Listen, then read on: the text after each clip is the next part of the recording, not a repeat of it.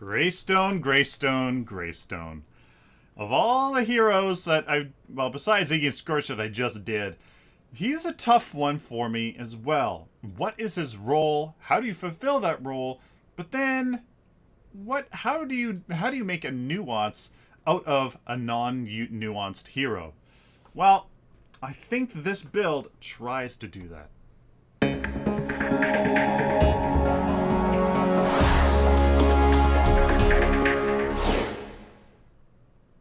Hello ladies and gentlemen, and welcome to a hero decking guide. I am Sylphin.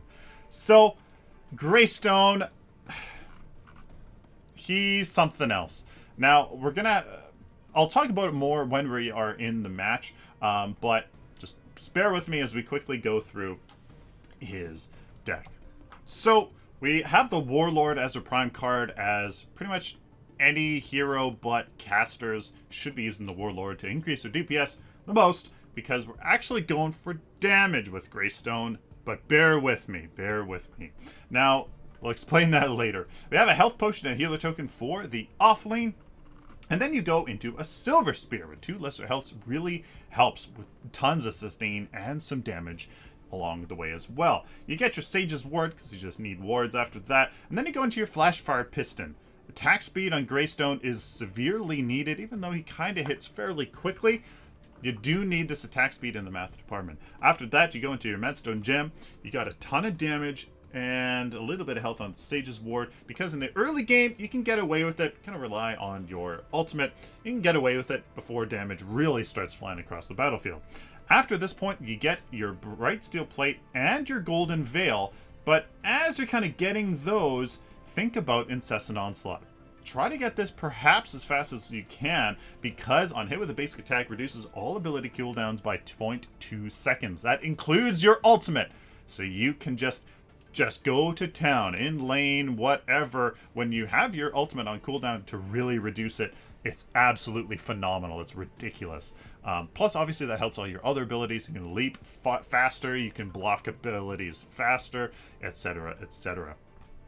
After you get the Golden Veil, Bursts of Plate, Incessant Onslaught, then you go into crit. Yes, crit on this Rift Mage's Scepter. After that, sort of the altar for lifesteal. After that, you go into the attack speed on the Incessant Onslaught, and you keep your Sage's Ward. The final deck, guys: Soldier to the Altar, Incessant Onslaught, Sage's Ward, Rift Mage's Scepter, and the Brightsteel plate and the Golden Veil.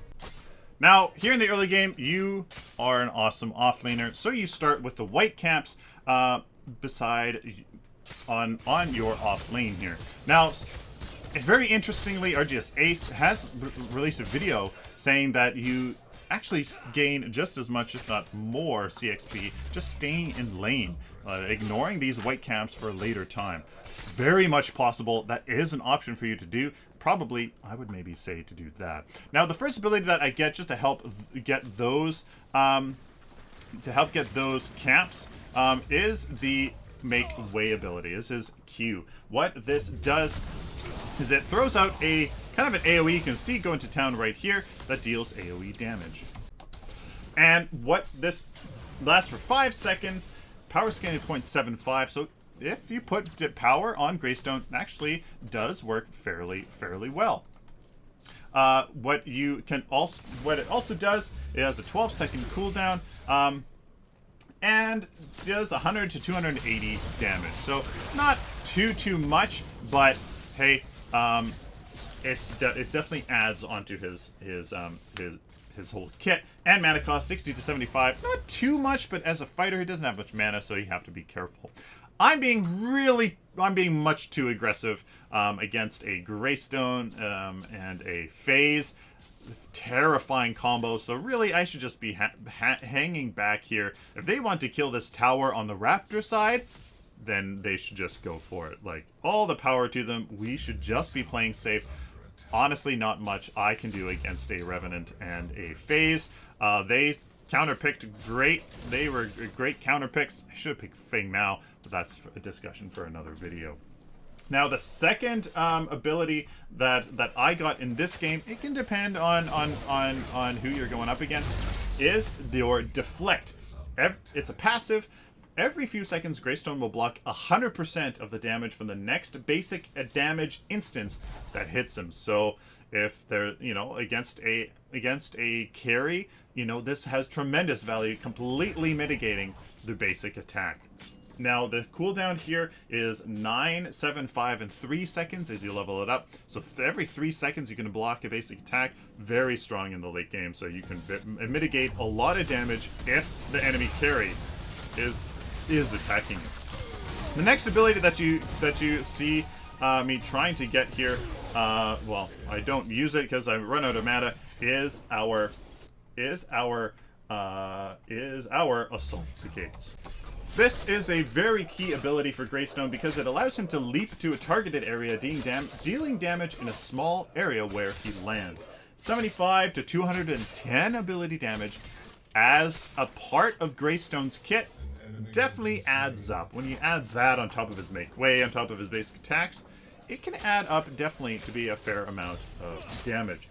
The mana cost, again, not too much, but you have to be conscious of, if you have no mana, you have no escape. Power scaling, 0.4. Not bad, but, it'll just be a part of his kit. Cooldown, 18 to 9 seconds in the late game. So if you want to,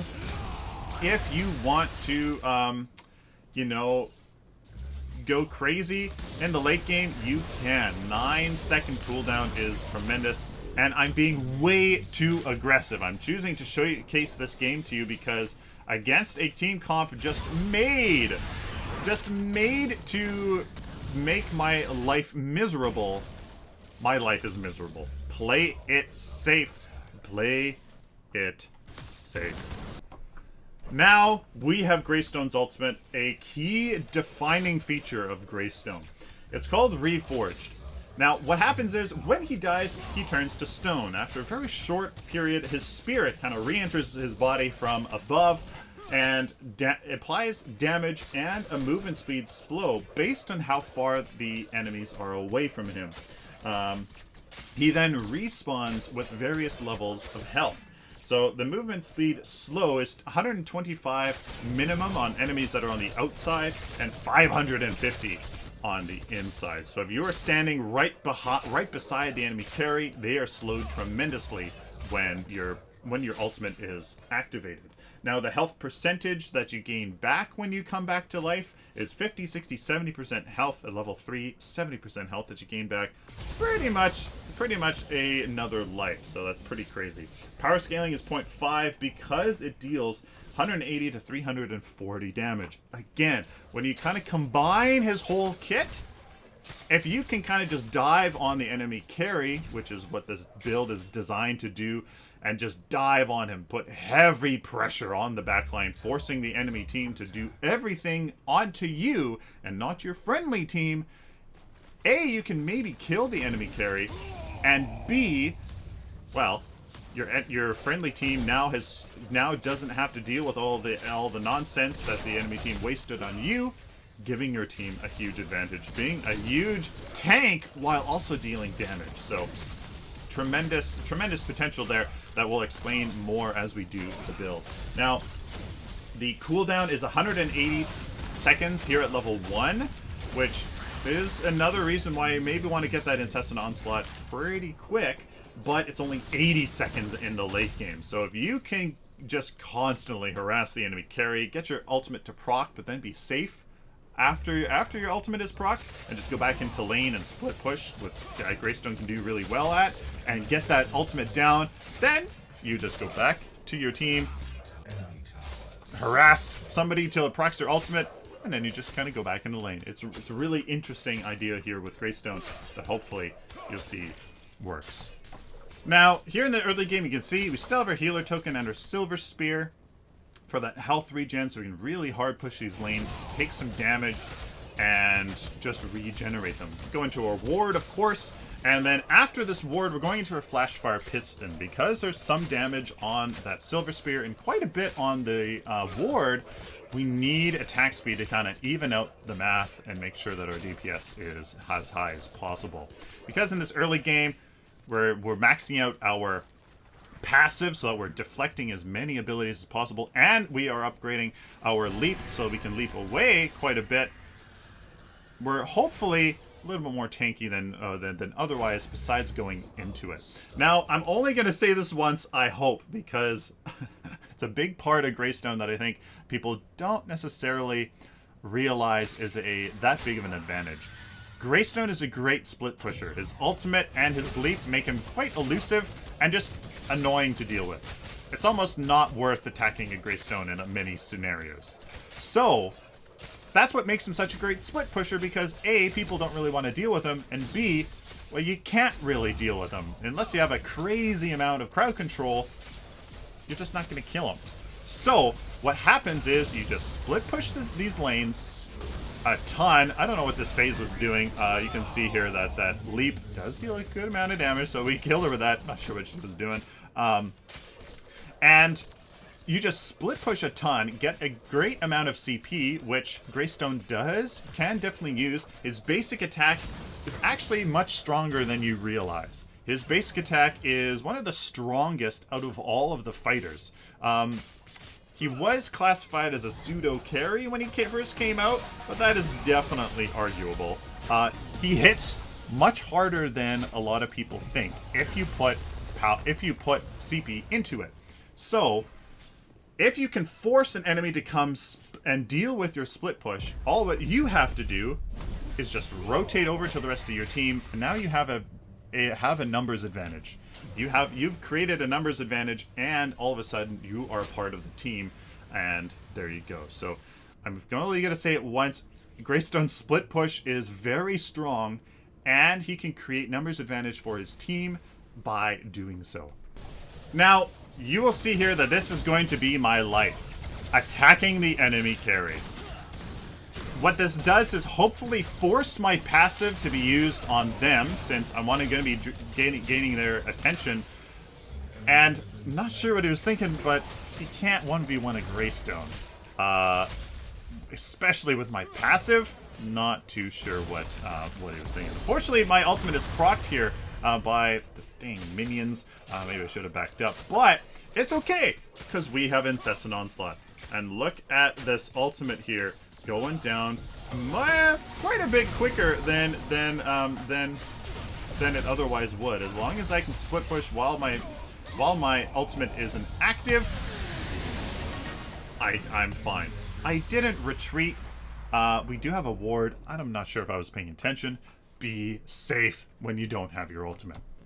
Now, this is quite a messy engagement, and it's kind of confusing. I want to go for the Revenant, and I'm like, hey, where'd he go?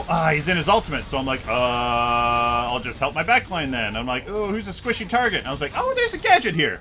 So I just go to town on the gadget. I should have maybe switched on to the phase, started helping my Sevrog there in the mid lane, but I'm going after this gadget hard. You see, I almost killed her. Maybe I should have kept on going and gotten that kill, to be honest with you, and procced my ultimate, give my team stuff. But I choose to be a little bit safe here, because it's really degenerating quite hard. At this point, I probably maybe should have gone in. I should have gone in, committed to that, procced my ultimate. Maybe something would have happened, and probably would have gone away anyways. Make sure to use your ultimate. Use your ultimate to your advantage. So this is a good example of what I'm talking about. The Revenant is not part of the mid lane defense because I split pushed that lane and forced him to come and deal with him. I kind of scrapped with him a little bit. Nothing really came because he just kind of ran away and I just kind of ran away, but I put him in his place. I rotated to the mid lane, we got this tower, and now we're sieging it down. I've kind of figured out that this Revenant is doing a good job of isolating our friendly team. So I'm like, I'm going to focus on the rest of the backline, primarily the phase, and then after the ultimate, the Revenant, gets out of his ultimate, I'll go on to the Revenant hopefully we'll have killed the phase at that point, since we should be focusing the phase. Anyway, so I go on the gadget, because Revenant's not around, turn around. Maybe I should have been helping my phase a little bit more with the Revenant, but I couldn't because it had his ultimate, so just good a job on him. And then we just kind of push this down. You can see that we have the Brightsteel plate. I went with that first because I'm banking on the fact that I can maybe dodge all the abilities, kind of that bursty ability that they have, just by good positioning. So I'm gonna get the Brightsteel plate so that I can just kind of hopefully mitigate that long-term damage and be a sustained presence. So again, I'm thinking of being that Bane of the carry, and I'm like, oh, I'm blinded. I'm like, what do I do? And then I realize I'm all alone. And that's the issue with Greystone. You really gotta be careful.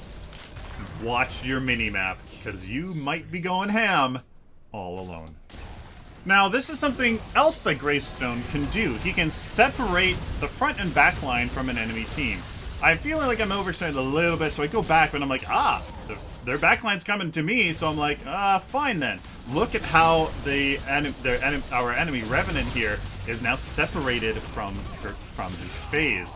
Unfortunately, the friendly team doesn't coordinate at all and don't utilize that to take down the Revenant, so it's kind of lost. But if, you know, good team coordination, you should be able to realize that, hey, their front line is all alone, so we can just come in. And again, I just go straight for this Revenant.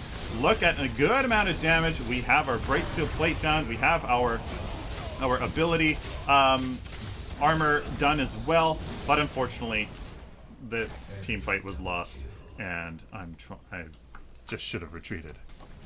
Now at this point, we have our crit bonus and lifesteal. So we have, if we can apply that damage, we can definitely have some sustain.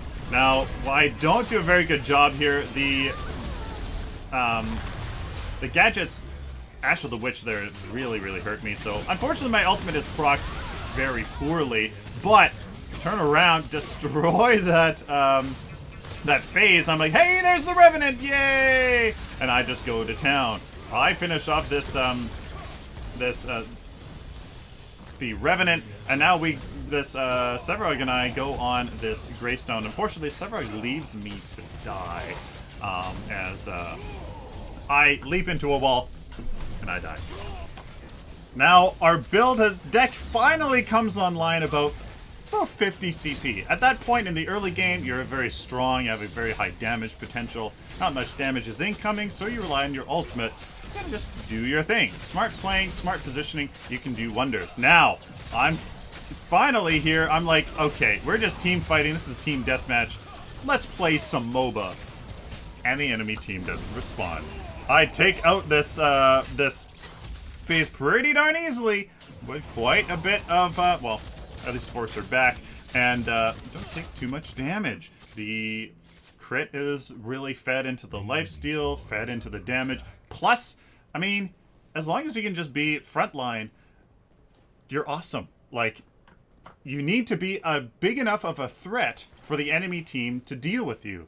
If you're not a threat, if you're just, you know, all ability, armor, basic armor, and health, there's no point for the enemy team to attack you. So your hit points have no purpose. So at this point, we are a big enough of a threat. I can 1v1 any carry pretty darn easily. I just attack them. They attack me. I get them, you know, I can 1v1 a carry. I'm the carry killer. So as long as I can do that, force the enemy carry to attack me while my team deals with the rest, we are golden. So the deck here, remember, you're trying to use your ultimate as much as possible for good effect. Get back into lane, do some MOBA things, get it off cooldown with your Incessant Onslaught. Boom, you're golden.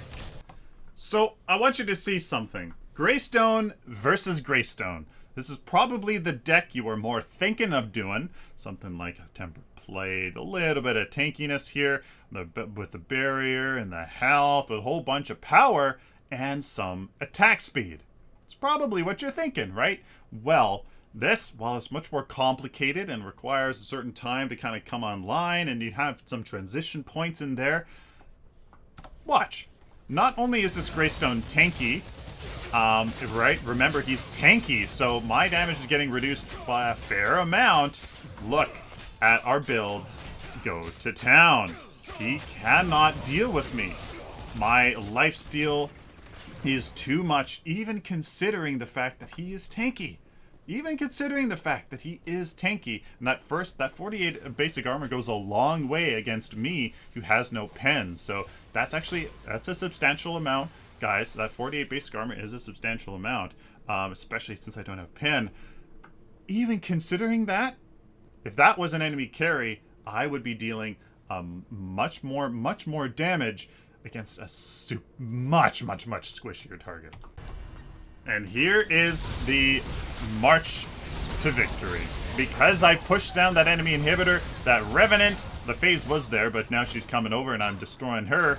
Because we did that, that forces an enemy to get out of position and gives us the win. My team did a fantastic job dealing with that Greystone at the Orb Pit, so really, I was a little bit late, and had a pretty easy job focusing down high priority targets like the phase, and eventually the Revenant, but you guys can kind of see, it's a different deck. I will understand that. Definitely some of you guys won't like it for sure, but it serves a purpose. It serves a purpose, and I think it serves a purpose of why you pick Greystone.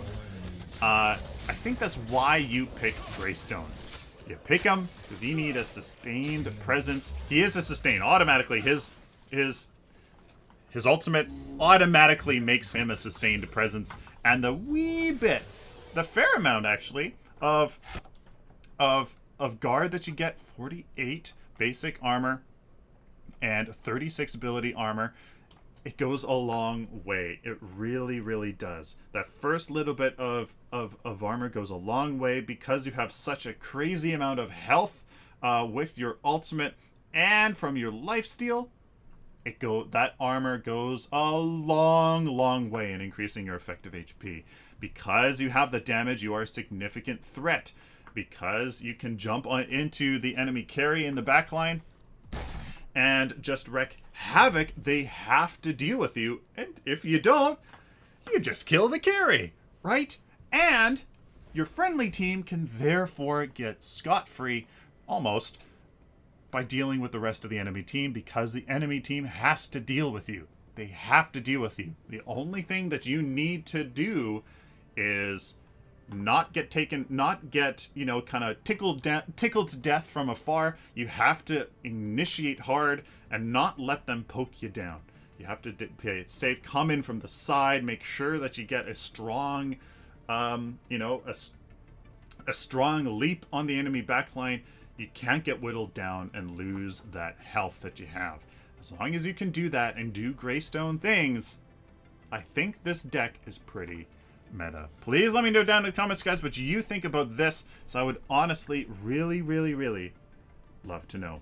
Ladies and gentlemen, please like this video if you like it, dislike it if you dislike it, share it with the community, and of course, guys, subscribe. You guys like this content, found it useful, please subscribe so I can do it for you again in the future.